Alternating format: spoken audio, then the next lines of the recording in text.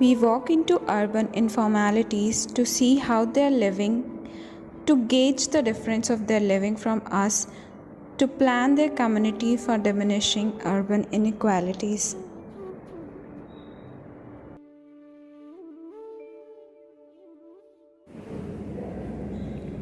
Urban life in upcoming urbanized cities is divided into informalities and prospering urbanization.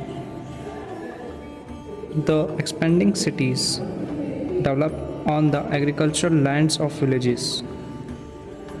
The new urban centers like Greater Noida flourish with a large projects and economies, while the urban villages formed from the Abadi areas remain undernourished, underdeveloped, and their residents suffer due to lack of education, loss of agricultural revenue, and the absence of new economies. This is enhanced with the lack of opportunity and education. The students walked into urban informalities to see how people are living, to gauge the difference between their living. They were concerned and wanted to see if the people of the country were enjoying their rights, to see what the educated professions could do to help them make the future safe and bring a big togetherness for India's future. They are working on guidelines and studies which can be forerunners for the development authorities and planning communities and address better urbanization strategies for urban villages. Urban villages are safe haven. They are not yet heat islands. There is true security. Agriculture and cattle systems are still alive in these areas. They have manpower and the will to learn. Culture and local delicates are preserved. They have climatically sustainable house forms, urban water, flora and fauna.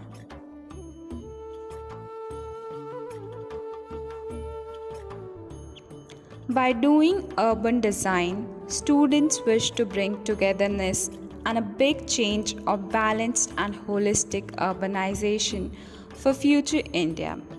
The act of compassion for better living of urban poor through service learning, such as empathy, to walk into the urban village to make the locals feel wanted and heard by the academia and research.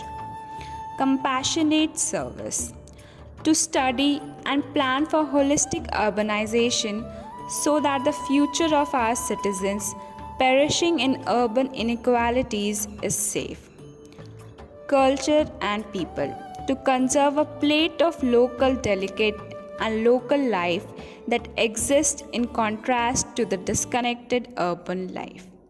Net zero, to conserve the agri-secured communities, flora and fauna, and the local culture in the urban villages, Abadi areas, as it has not been done ever before.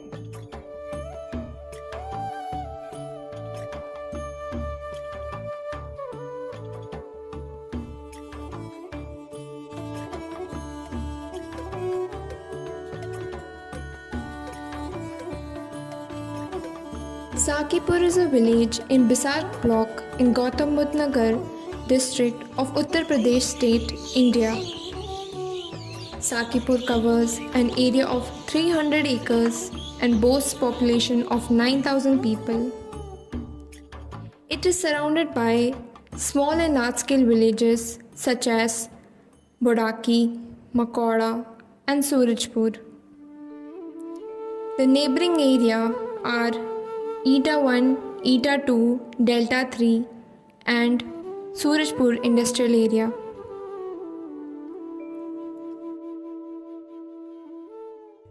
The primary community settlements of Sakipur comprise of Gujar and backward communities as well as Muslims.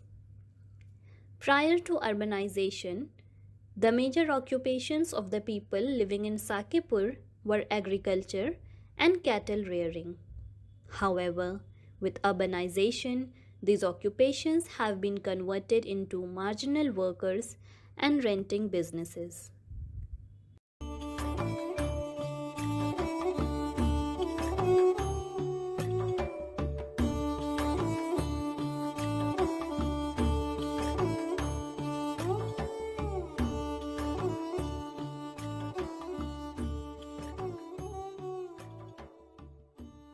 Let us have a look at the evolution of the village over the years from 2007 to 2022. During this time, the village has undergone significant developments and transformations. In 2007, the village had only a densely built residential core area with no defined road network, and a water body known as Jhod was present. Developers began building modern apartments and high-rise buildings in 2012, which towered over the old residential settlement. The core of the village expanded and a new green belt was formed throughout the peripheral road. However, a slum ghetto also began expanding during this period. By 2017, the village had become a bustling hub of activity, and there was a noticeable improvement in the road network. A peripheral ring road was developed, improving the village's connectivity to adjoining urban areas. As of 2022, the village has continued to evolve, and the development of high-rise buildings has made it a hidden village. Despite this, outsiders can still see signs of the village's presence. A 6% plot development throughout the periphery of the village marks the start of urbanization in the surrounding areas. Overall, the evolution of the village can be seen as a nuclear settlement that has gradually expanded and developed over the years. Study on village settlement pattern indicate that the village's main settlement is located at its center and has developed in a natural, unplanned way. The peripheral area, which includes new plant colonies and 5% of land plots, surrounds the core settlement. Additionally, there are two ponds situated on the eastern side of the region.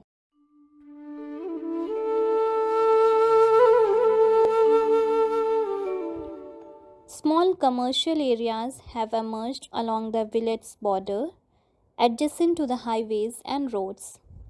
The village is enclosed by tall buildings on three sides, creating an impression of it being a hidden or secret place, hence its nickname, the Hidden Village. The slide displays a figure ground map that shows the relationship between built and open space of the village. The black shaded area representing the built-up land covers 30% of the total area, while the white shaded area represents open land, which covers 70% of the total area. The village has a diverse range of land use areas, including residential, commercial, institutional, and green spaces. Residential land use comprises the largest proportion, with 55% of the village's land, with a variety of housing typologies ranging from traditional courtyard houses to modern homes. About 12% of houses in the village are mixed use, meaning they have both residential and commercial elements such as shops. The village also has several commercial areas which comprises 5% and are situated along the main roads, which include small shops selling everyday goods, car wash shops, restaurants and cafes. These businesses provide revenue to the villagers. Additionally, there is a green belt of 15% surrounding the village along the peripheral road. Institutional areas within the village and its surroundings include 2% and has private and government schools such as the Bari Lal Foundation, Vanasthali Public School, RS Public School, NS Inter College and Nehru Smart Inter College. There is only one hospital and dental clinic present in the village. The religious connectivity of the villagers is evident through the presence of multiple temples throughout the village, which consist of 1% of land use. The road network in the village appears to have developed organically with no apparent planning involved. Major roads of the village were metal roads, while others are unmetalled, indicating that the village has gone through a phase of development that led to the upgrading of certain roads. The metal roads seem to be the major thoroughfares connecting the various parts of the village, while the unmetalled ones serve as access routes to specific houses. The width of the inner roads is around 2 to 3 meters, which suggests that they were designed for use by smaller vehicles or pedestrians. Due to the natural terrain of the region, some of the roads have slopes which can make driving and walking challenging. The dead-end roads, which terminate at the doors of some houses, imply that these structures were built after the road network had been established. The village appears to have 7 major entry points from the main road, indicating that it is a relatively large settlement. It is possible that these entry points were established based on natural features such as topographical boundaries and other main areas. Overall, the road network in the village reflects the organic development of a rural settlement over time, with some areas receiving more investment in infrastructure than others. The village has several landmarks that can be grouped under 5 categories: chowks, temples, ponds, school, and high-rise buildings. Among the temples, there are 3: Purani Devi Mandir, Sherovali Mata Mandir, and Bhumyo Devi Mandir. These temples hold significant importance as they are connected to people's faith and beliefs, making them a symbolic identity of the village. The major chowks of the village are Pakauwa Chowk, Holi Chowk, Lajja Chowk, and Gujar Chowk. The Pakauwa Chowk represents the village's first step towards the development of roads, while the Holi Chowk represents the festivity of the town where people gather to perform the ritual of Holika Dahan. Lajja Chowk is named after the community of people who reside here, while Gujar Chowk is named after the Gujar community, which contributes to the major population of the village. The ponds in the village are an important cultural and ritual place referred to as Jhod. These ponds hold significant importance as they are a common place for people to gather and engage in various activities. The high-rise buildings that surround the village also form a landmark that sets a lasting image in people's mind, marking the identity of the place.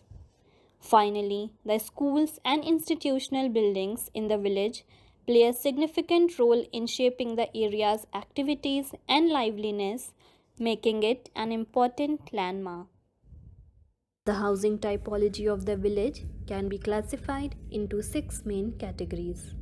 First, the newly built modern houses, which comprise 27% of the houses. Second, the regional houses with cattle space making up to 20%.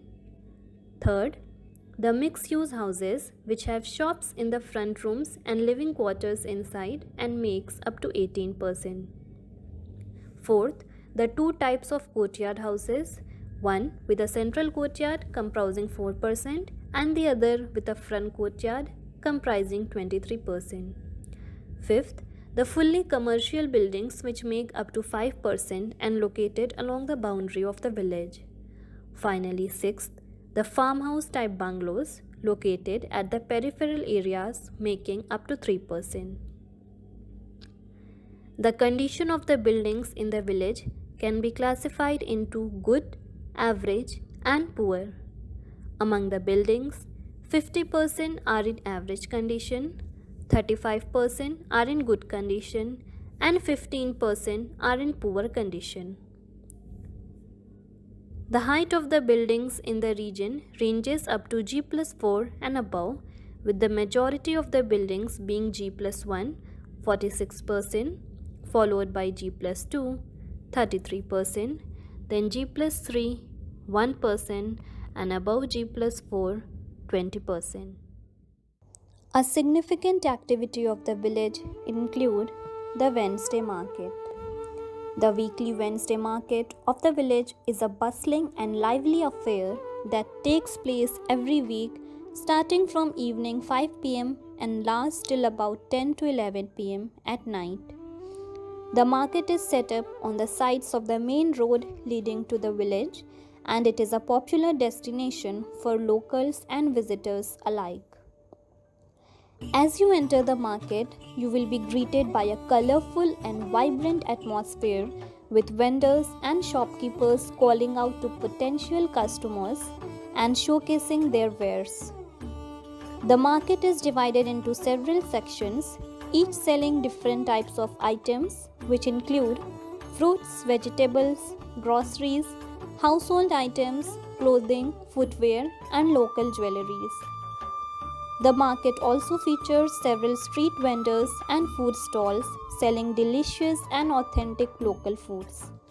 From spicy chaat gulgappas to crispy samosas, there's something for everyone in this village.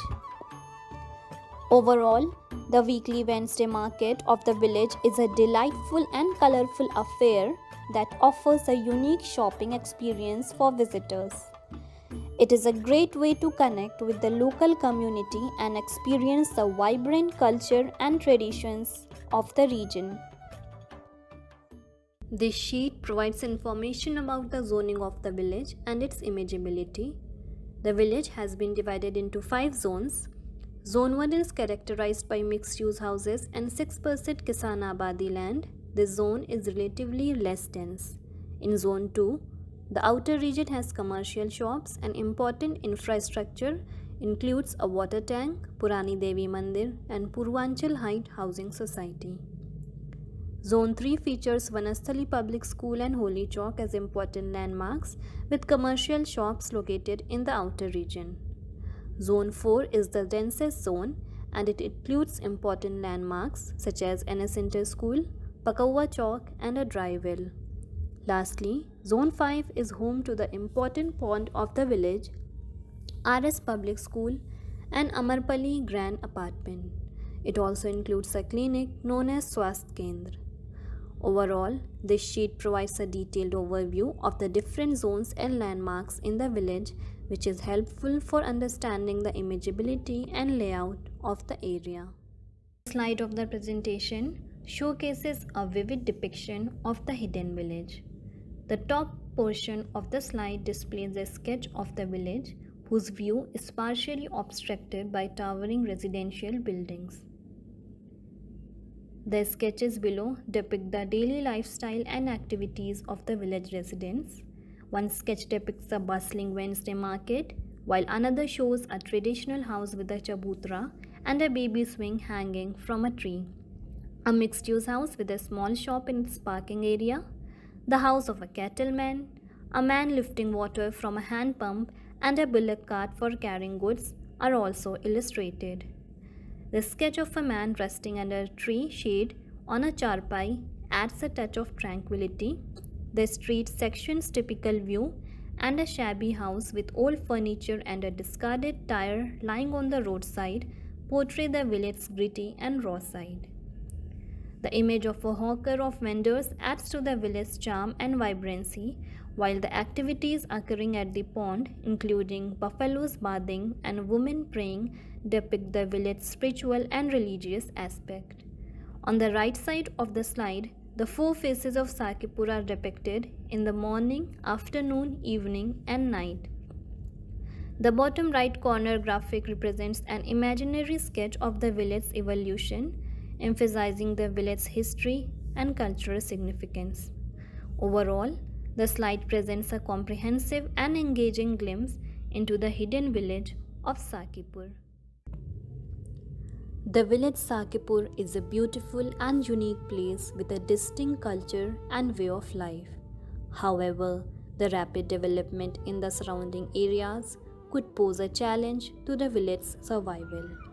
The towering housing societies that obstruct the village's view are evidence of this challenge. To ensure the village's survival, it is essential to balance development with preserving the village's heritage and culture. It is essential to strike a balance between development and preservation of the village's culture and way of life.